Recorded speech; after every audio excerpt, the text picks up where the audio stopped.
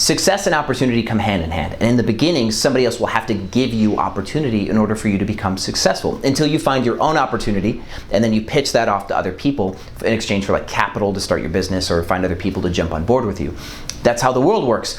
I'm going to make you successful by teaching you to be ready for your next opportunity and to forever be ready for opportunity. I've built multiple million-dollar businesses, and I have people on my payroll who make more than 6 figures a year. And I was homeless like a decade ago. And I started super poor in Wisconsin. There's plenty to know about that, which we'll talk about in other videos, but essentially I've come from nothing and I've done it all. And if you're coming from nothing too, this video is gonna be great for you. So without further delay, let's jump into getting you successful.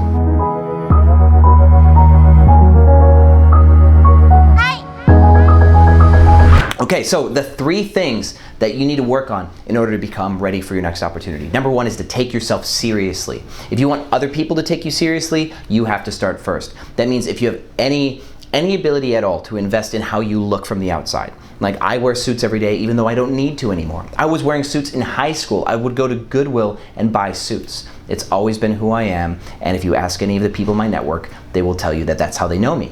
And what this will do, by dressing well and to have a good professional image from the outside, people are gonna think that you're more intelligent. They're gonna think that you're more knowledgeable, more trustworthy, more reliable. They're just going to stamp all these extra things on you that typically come from being a professional person, right? You get that benefit of the doubt by just putting yourself out there that way.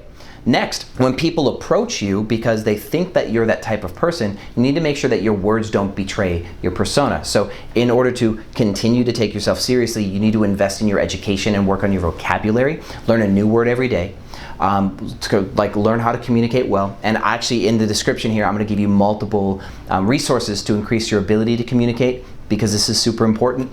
And then that way, when you make connections with somebody, you can connect with them on their level about many different subjects. It's cool to know about sports, which is cool. Skip the pop culture like Kim Kardashian stuff, that doesn't matter. But learn about finance, economics, business, mathematics, philosophy, psychology, just all sorts of little things, and know a little bit about a lot, so that way you can make casual conversation on many topics. That way that conversation, when somebody like opened up to you finally, that conversation can go well in as many ways as possible. So that's how you take yourself seriously, is be ready for the meet. Be ready for your first impression with anybody. Now, this will give you an opportunity to possibly get an interview with a job, something of the sort. So now I want you to do is I want you to think long and hard about what kind of value that you can give the world in exchange for currency, something like that. And when you're new to the workforce, a lot of times you're just giving your time in exchange for money. And there's plenty of stories about the kid that started in the mailroom and worked his way up to CEO. That's a truism, and that can be how it works sometimes.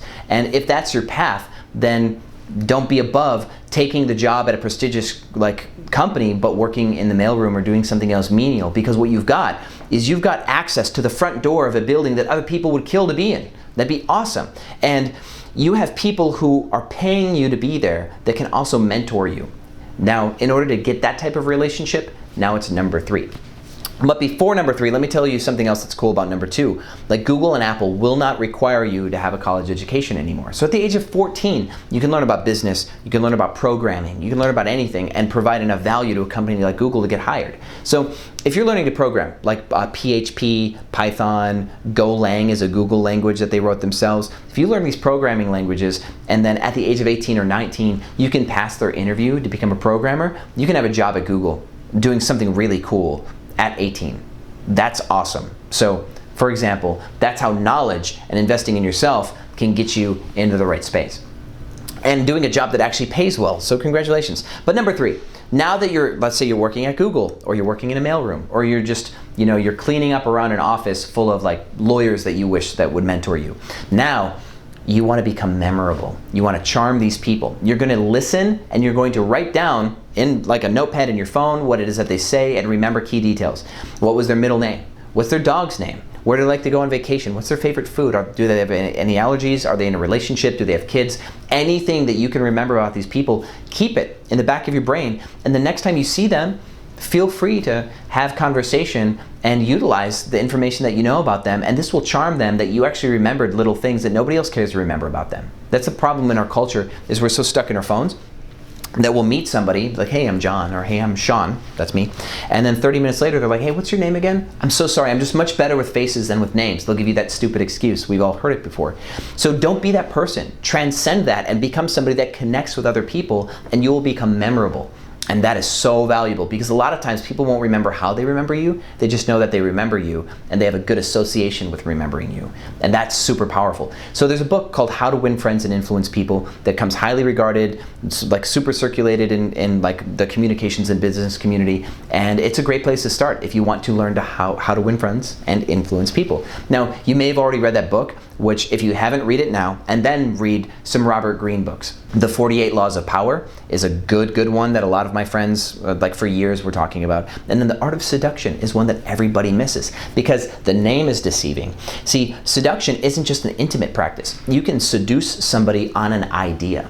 See, a lot of times on YouTube, you'll see gurus that are seducing you into the idea of doing what they do, like, you know, Amazon drop shipping or something. They're trying to seduce you through your camera to get you to buy into an idea. That is seduction, and it has nothing to do with the bedroom. So read that book, learn about certain buyer types, and learn about certain seller types, and learn to communicate your way to the top. So check the description for the extra links on, like, basically there's added value, communication and otherwise. Like this video if you haven't yet, and make sure to subscribe. We're gonna do a lot more content on personal development and how you can become hyper successful. Because there was a study done, I think it was Forbes that released this data, or maybe it was Fast Company, began with an F. But they said that the study showed that CEOs that started from the bottom, going from the bottom to the top of an organizational structure and becoming CEO, then one thing that they had in common was their ability to continuously learn and adapt in their environment. Learning is king for growth, and that's what this is all about. So welcome to Airbnb Automated. Thank you for subscribing, and I'll see you on the other side.